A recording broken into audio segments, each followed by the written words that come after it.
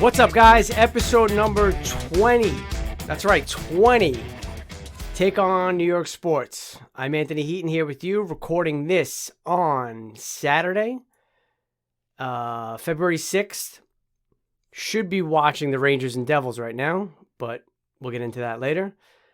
Twitter, Instagram, Take on NY Sports, and our wonderful guest host, co-host almost at this point, Ava is back. I'm back again. She's back. Now, of course, when she comes back, we know it's always Rangers related. And obviously we have a lot of news going on the last couple games. Tony DeAngelo. I'm going to let her voice her opinion a little bit, and we'll get into a little back and forth discussion about it. And take it away. So I'm starting with Tony DeAngelo because I feel the need to.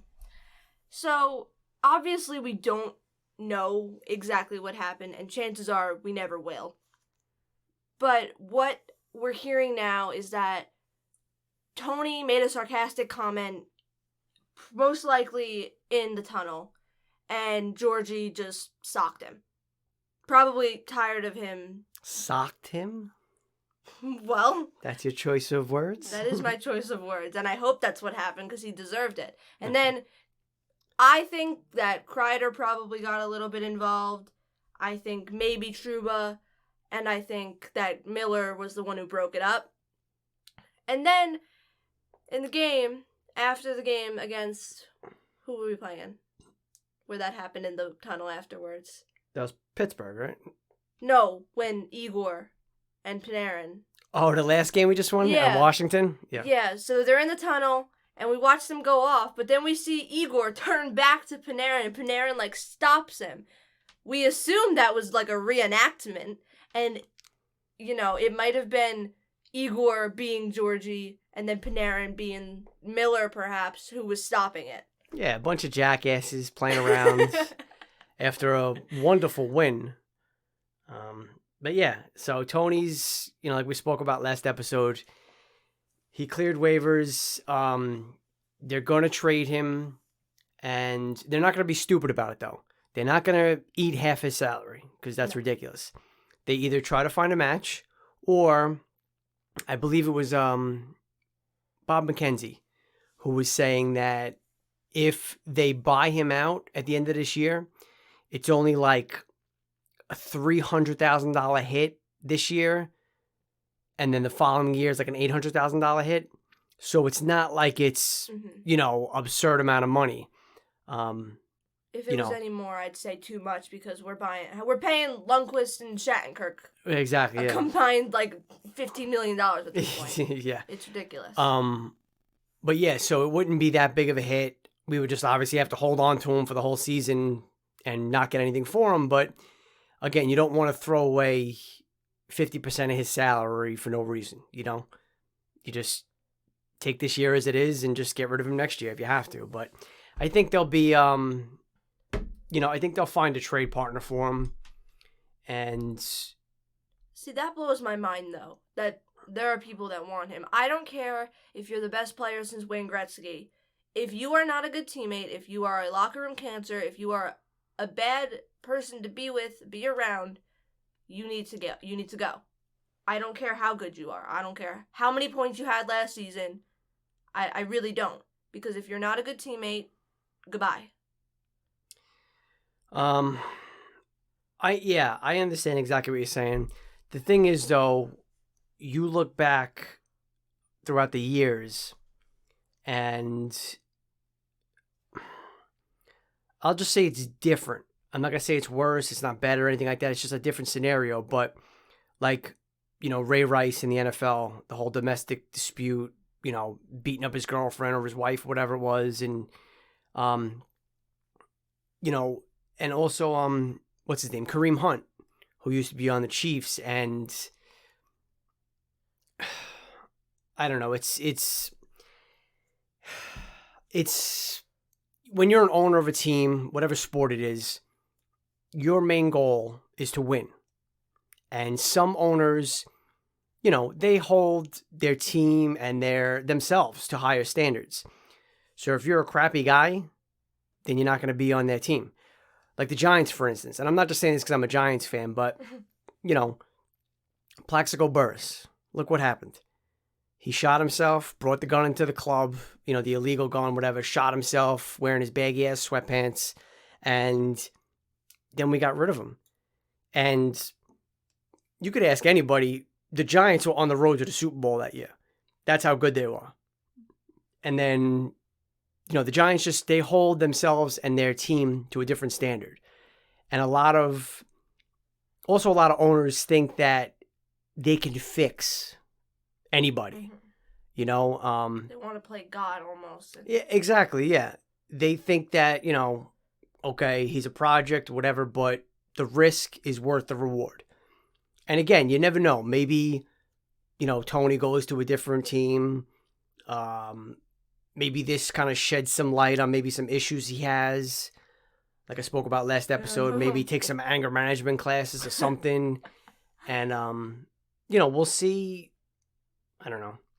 I mean, you want him as a person just, to be okay, to succeed in life, to become better as a person, and just, you don't want to see anybody fail.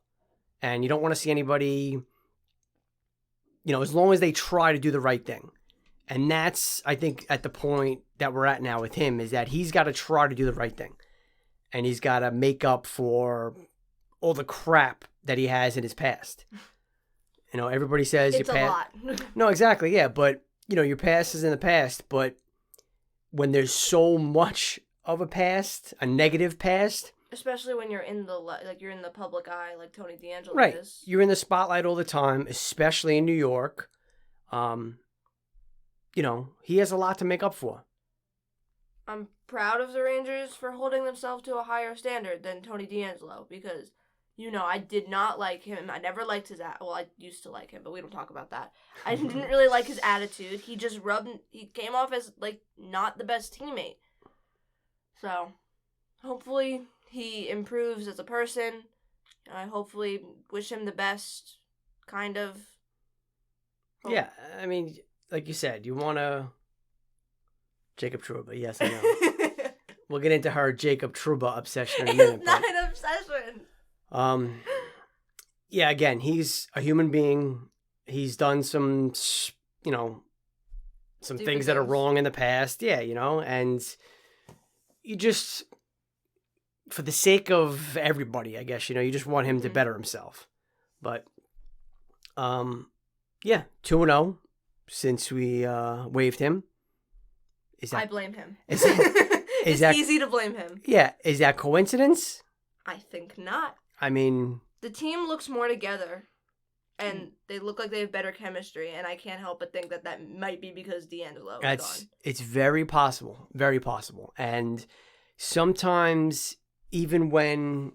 And I'm not saying he was the best player on the team by far at all, but sometimes when a team loses a player for a reason like this or something similar...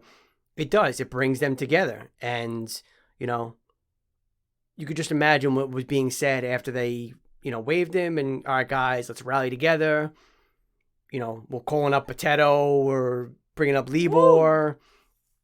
Yeah. And then Potato tries to do his Connor McDavid impersonation. That's what I said. It looked like a watered down version of Connor McDavid's goal 2 nights before. Yeah. But, and again, it's a team sport, and not that I've ever been in a locker room, obviously, but I think team chemistry has so much to do with winning. Definitely, 100%. You saw, I feel like it's especially important. You see how close, the 2014 Rangers were, and you saw how far they went. Yeah. Yep, absolutely. And again, we did have Lundqvist leading the team. Well, yeah, I mean, Lundqvist, standing on his head in his prime. Yeah, of course, that helps. But I think, and it goes for all sports, but team chemistry, the camaraderie of all the players together, everything like that, it's a huge deal. And it makes up a big part of a winning team. All right, you want to, what do you want to do? You want to touch on... Do I touch on Georgie or Trouba first? Yeah, it's... Okay. I want to talk about the fan base's treatment towards Alexander Georgiev because it frustrates me beyond belief. Mm-hmm. So, obviously David Quinn said he was going to do that alternating goalies, which he didn't end up doing, but I think that might be mostly because of the incident and how Georgie probably just needed a little bit of a mental break. Mm-hmm. So he puts in Igor twice. People are celebrating. Then when you see, after Igor's win, when he alternated back to Georgie that one time, everybody's like, oh, we're going to lose. Georgie's in net. Blaming that loss that happened with the Tony DeAngelo incident. Blaming it all on Georgie. When, in reality, probably wouldn't have gotten to overtime if it wasn't for Georgie. They would have probably demolished the Rangers in regulation and wouldn't have even gotten the point. Yeah, he had a good game, for sure. And it's frustrating to see because, like, I get that everybody loves Igor. I understand that. I understand that Igor is our future. But in order to praise Igor, you do not need to bump Georgie down a peg. Right. And I totally agree with you on that statement. And there's no reason to dislike Georgie. No. You know what I mean? It's not like, I don't know, it's not like he's a veteran that came from another team or something like that, maybe a rival team that you didn't like or something, you know. Yeah, and then there's just going to be like that rivalry always stands. Right. And he's just, you know, he's a kid who came up through the system. He's been playing well. He got put in a very tough position. Oh, yeah. You know, because obviously Lundqvist was there forever. A legend, you know, his number 30 is going to be up in the rafters for sure. And all the talk the last couple of years, you know, me included, I was talking to you for how many years about Igor? 3-4 years. Right, exactly. And, you know, everybody said, you know, Henrik was the king and Igor now, they quote, you know, the prince. And he was just expected to come in and take over the reins and continue like Lundqvist did. And Georgie was put in a very tough spot because he played well, filling in for Hank when he got hurt, and just as his backup in general. Yeah, someone we could always rely on. Hank has an off game. It's okay. We have Georgie. Right. Which is something that we need. We need 2 good goals, especially now in this day of the NHL with injuries. You need a good goalie tandem, I think. Look at Vegas. They have a great 2 goalie tandem with Leonard and Fleury. Mm-hmm. And they get far. You need 2 goalies that you can depend on. Because, God forbid, Igor gets hurt again. Whether it's Pavel Buchnevich driving him somewhere? Or if it's on the ice. You need a goalie that you can rely on. And I don't know about you, but I'd rather not have to rely on Keith Kincaid. Well, yeah, I mean, ideally, you don't want Keith Kincaid to see the ice. That's just, you know, no offense to him, but, you know, this season especially, just because, you know, you're playing most teams at least 2 games in a row, and it's more like baseball now. Yeah, it's similar to that sort of schedule. Going forward, yeah, maybe things get a little different, but, you know, this isn't, I don't see this being like back in the day when Lundqvist was playing 70, 72 games a season. No, we're going to have a tandem because both of these goalies are very good.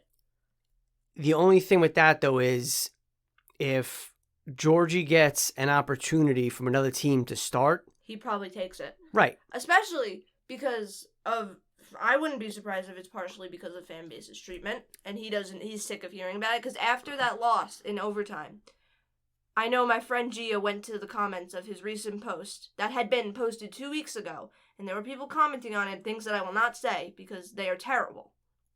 And he's a good goalie. I'm not going to sit here and say that he's going to win the Vezina, because he's not. But he's a good goalie, and he's good for this team. So respect that, because Igor is not going to play every game this season. Sorry, can't happen. You need a good number 2, even though David Quinn said he's not naming a number 2 and a number 1. But I think in the back of your head, everybody pretty much knows Igor's the future. Yeah. Georgie, he's really good. I'm not going to deny that, but let's put it this way. You saw what happened with Dallas between Bishop and Hudobin. I love Hudobin. Two very good goalies. And basically, they, played the season together, had a really good regular season, and then Hudobin got hot in the playoffs, so Bishop sat on the bench. And that's, you could see something similar to that happening, God willing, if we get into the playoffs this year. It's whoever plays better, you're going to play. Right. At that point, it's whoever plays better. The regular season, and especially now with these two, 25-year-olds and 24, 25, you have to see them both as much as you can.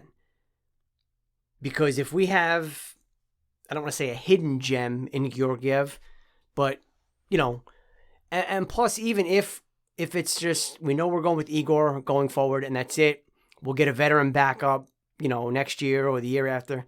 We still need to showcase Georgie, at least. Maybe get a good trade for him. Right, to get a good trade for him or even for his own benefit, Showcase himself. He could be a starter somewhere else maybe and, I would prefer if we just kept him, but... Well, you got to remember too, though, if he thinks of himself as a starter, he's going to want starter money. Which, I know that San Jose, perhaps a good destination for Georgie. I said that last year when I didn't think we were going to re-sign him, but I'm glad we did because he's playing well. So that's good to see. Yeah, but, again, year or two, when you have to redo their contracts, you can't pay two goalies, $6, $7, $8 million a year. And Lundqvist. It's just you can't do that. So the fact of the matter is, people are expecting every Rangers goalie that comes onto the ice to be Henrik Lundqvist, and newsflash, he's not. Nobody's going to be Henrik Lundqvist. I'm sorry. I know we all wish that Igor and Georgie were Lundqvist level right this second. Does Igor have the potential to become Lundqvist level? Of course. I say that he does. It's just a matter of if he puts in the effort. Also, he plays like Lundqvist. That glove side top shelf shot gets him every time. That's a little You know what he doesn't do like Lundqvist, though? He plays the puck. Yeah, I know. That's where Georgie's like Lundqvist. Yeah. And no offense to either of them, but, it's just certain goalies are just better puck handlers. Marty Brodeur, probably the best at it ever. I know. What did he have, 3 goals? Yeah. And that just brings, an extra element and makes you more valuable as a goalie to be able to handle that puck and help out your defense. But, yeah, speaking of $8 million players. Jacob Trouba. All right, before you say anything about Trouba, let me just say that yesterday, No. I had the distinct pleasure of having my daughter make a slideshow presentation on why I should drop $150 on a sweatshirt that was worn by Jacob Trouba. Now, I don't know, did they wash this thing afterwards? I don't know what they did, but does it come with like some of his hair follicles on it or something? I don't know. But so she makes this whole nice presentation. She gets one of her younger sisters involved in it as well. And, long story short, 5 minutes later, I'm dropping $150 on a Jacob Trouba worn sweatshirt. So that's what I'm dealing with here. I love Jacob Trouba. Okay. So a lot of people want to hate Jacob Trouba. I know one of my best friends, Hannah, despises Jacob Trouba. She's a Rangers fan, but she loves Carter Hart. We hate Carter Hart. Sorry. And so I'm constantly hearing about Carter Hart, and she hates Jacob Trouba, so that means she's constantly hearing about Jacob Trouba. But a lot of people are saying, oh, people are insane if they think Jacob Trouba's good, blah, blah, blah. Was he good last season? No. I'm not going to say that he was good last season. He took bad penalties, wasn't great on D. But this season, he's been one of our best defensively. That's a fact. He blocked 8-9 shots last game, which is, great. And I think he was like the first player to do that since like Dan Girardi or something like that. The Rangers posted. Dan Girardi. I love him. And the only problem is with he's Trouba. overpaid. Right, that's the only thing. And you can't judge a player by, I mean, you could do whatever you want, but you can't really fairly judge a player by what they get paid. Especially when it's not his fault they paid him $8 million. Right, if somebody tells me, hey, I'm going to give you $8 million to play hockey, okay, sure. Yeah, I know, you're not gonna turn I know down. I'm past my prime, you know what I mean? But if someone were to offer me that, what are you going to say? No? Come on. But it's the same thing with, like baseball. It's all about timing. Who else is a free agent or available for trade during the time that you are? If a team really needs a veteran, not even a veteran, but a strong defensive presence at a certain time, and you're the top guy out there, yeah, they might have to overpay for him. Look at this year with Trevor Bauer. Yeah, he should not be getting as much money as he's getting. Right. He had a great year last year, won the Cy Young, and he was the top available pitcher, right? So what did he get? $40 million. God. And it's just, it's all about timing when you hit free agency or, if you're being talked about in a trade. So is he an $8 million player? Not right now. Can he be? Yes. And he's been playing good, especially with Keandre Miller. I love that pairing, just like I love Fox and Lindgren together. The bottom pairing is really where we struggle, just because it's changing so much. Right. It was D'Angelo and Johnson. Now it's neither of them. Now it's Smith, but Smith's out. So it was Smith and someone. Right now it's Hayek and Boteto, right? Yep. Which, I mean, Boteto's kind of working out, but... yeah, I mean, and Hayek too. They didn't have a bad game. We didn't really, I feel like I didn't really notice them, but that's not necessarily a bad thing. Right, especially because your top two defensive pairings are going to play a ton of minutes. Fox and Lindgren, almost, 90 minutes? Something like that? Yeah, they combine for just outrageous numbers. And they deserve it. They play great when they're on the ice. Yep. And that's kind of going to, that's kind of what you're going to see. And I don't know, just to judge him based on his salary, because that's what people are doing. It's, He shouldn't be getting paid $8 million, but it's a little too late for that. Right, exactly. That's what he gets paid, and it's whatever. I'm choosing to overlook that because he's playing good. Right. Just perform. That's all we need you to do. We have a chance to make the playoffs if our $8 million guy performs and our $800,000 guy performs. Exactly, because we see it this season especially. The players that you don't think are going to perform well could end up performing well. Yep. Cough, cough. Kevin Rooney. And cough, cough the other way. Mika Zibanejad. Oh my god. He needs... Did he not get the memo that the hockey season started? I'm genuinely curious. You know what it is? 2 face-offs. You know what it is? You know what I'm going to say. Yeah. What? Is it because of fans? No. What are you going to say? Wait, now I'm scared. What are you going to say? It's because of his hair. Oh my... His hair's longer than mine, guys. Cut your damn hair. It's cutting him back. It's making him slower. That's what I'm saying. It's like... That's why when Kreider shaved his head that one time and kind of looked like an egg, he said it made him more aerodynamic. Kreider... Mika's trying to be like the straight-haired version of a young Jaromir Jagr. I'm not complaining. I love his hair. When Jagr was in Pittsburgh, he had those long curly locks, but... Didn't Jagr have a mullet at one point? Yeah, Jagr was the best with the mullet. Jagr was amazing. But anyway. He's also like 70 and still playing hockey. Still playing, yeah. But yeah, Mika's really got to get his act together. And he needs to step up. We need our top lines to step up. And lately, they have been. Originally, they weren't. But, Panarin's getting back in this groove. Strome, who is on my fantasy team, by the way, and I came very close to dropping him, and then he scored 2 goals. Mm-hmm. So I didn't drop him, thankfully. He was going to score 3, but then he decided not to. He could have scored 4, technically. Yeah. He missed 2 wide open nets that game. He didn't want a hat trick, I guess. No, Panarin's too nice. But, yeah, it's, I don't know. And we have a lot of young players, both offensively and defensively coming up. Again, we've we've read some things about our lack of depth, but it's more lack of depth right this second. Next year, the year after, we're going to have a bunch of kids, ready to step up to the plate. Niels Lundqvist, however you say it. Yeah. I'm excited for him. I really am. And then Kravtsov, obviously, he's going to be up once the season ends over there. And, that'll give him a little more NHL experience, see how that goes. And hopefully next year, October. Hopefully. When everything's back to... Hopefully normal. Yeah, somewhat normal at least. We can get a full season into the kids and... Get them experience because let's see, how many games are we into the season yet? Has Kakko even played a full season yet? Technically not, right? No, I don't think so. So, because 82 games, I don't think he's played 82 games yet.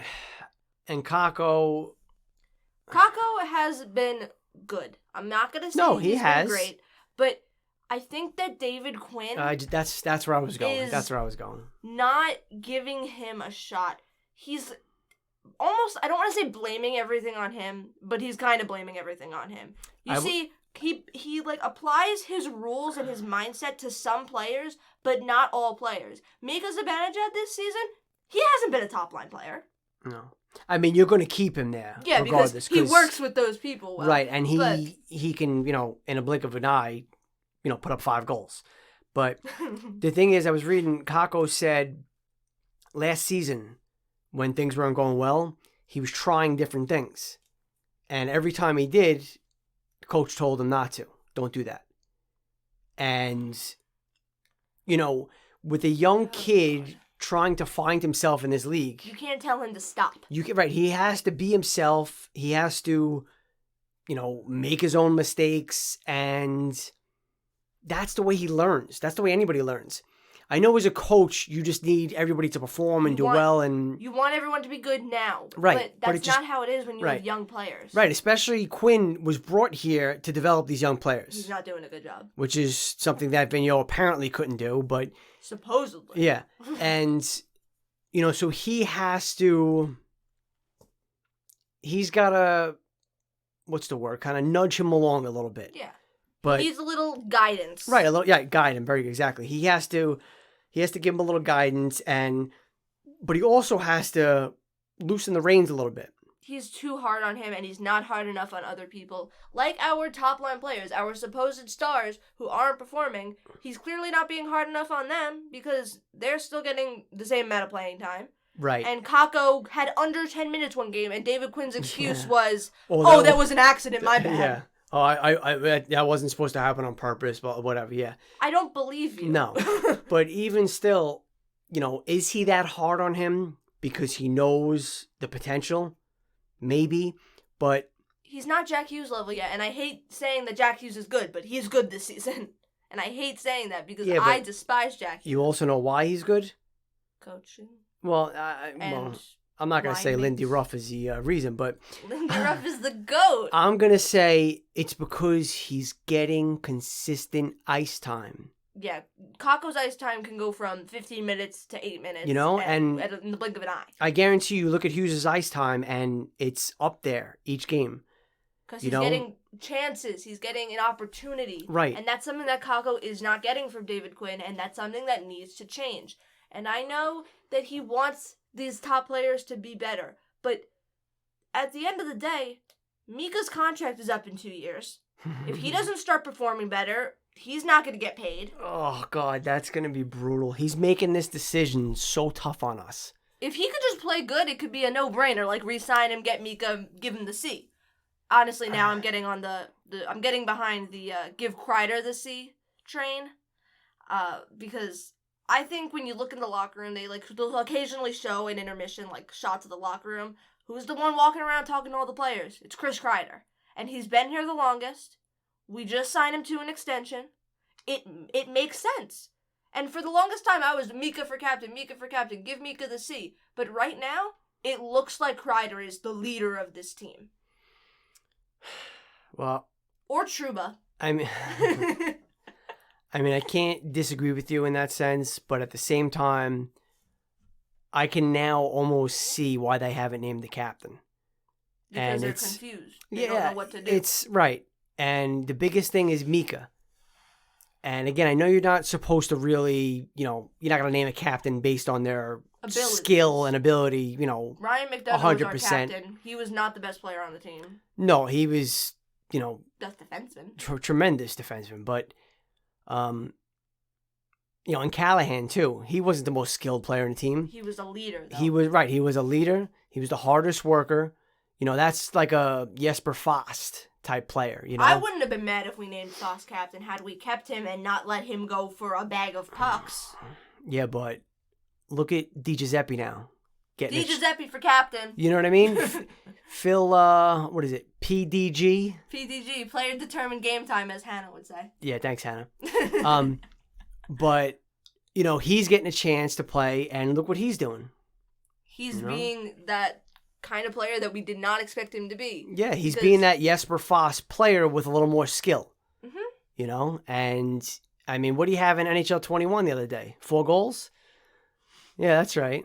He's mean to me. Where the Rangers beat the Capitals. Was that 18-3? 17, I think. Oh, 17-3, sorry. But, he's mean to me. Yeah, so that's where we are. State of the Rangers. Again, would be nice to be watching the game right now, but COVID with the Sabres, and then that led to the Devils, and then that led to the Sabres. So a bunch of games have been postponed. Now I think the Avalanche are shut down for a couple days too. I just read. Not Cale Makar. Yeah, I love Cale Makar. But they did announce the scheduling changes. The Rangers and Flyers, originally scheduled for the 16th, is now going to be played on Sunday, Valentine's Day, at 6 p.m. That is a great Valentine's Day. So me and the wife will be snuggling up on the couch watching that game. And then the Devils and Rangers, which was supposed to be March 4th, is now scheduled for February 16th in place of that Rangers-Flyers game. And then I don't think... Oh, yes. The Rangers and Devils, that's supposed to be today, is scheduled for that March 4th now at 7 o'clock. So a bunch of games rescheduled. They're trying to do some things now where they got rid of the glass behind, behind the benches. Yeah. Just so there's a little more air circulation and whatever. And, But I don't know. None of that crap's going to work. These guys are... on top of each other. Yeah, I know. At least I like when I like that the coaches are listening and wearing the mask, except for Barry Trotz, whose mask falls off his nose every 5 seconds. But that's because he's got a very round face. He looks like a dum lollipop. That's nice. No offense, Barry Trotz. But yeah, I don't know. I don't know how much that's gonna help. I don't know. It's better than nothing. I know it's not looking like we're gonna get fans this season. I know some arenas have some fans. Florida, right? Yeah, Florida has some, but... Which is, weird, because Florida's cases are rising. I don't know. But then again, Florida doesn't usually have that many fans in the building anyway. I saw something, too, that this year, for baseball, Tampa Bay Rays are planning on allowing 7,000 people per game. So we're flying to Tampa. So they are... If they do 7,000 fans a game, they're easily going to break their attendance record. I'm just saying that's what's gonna happen.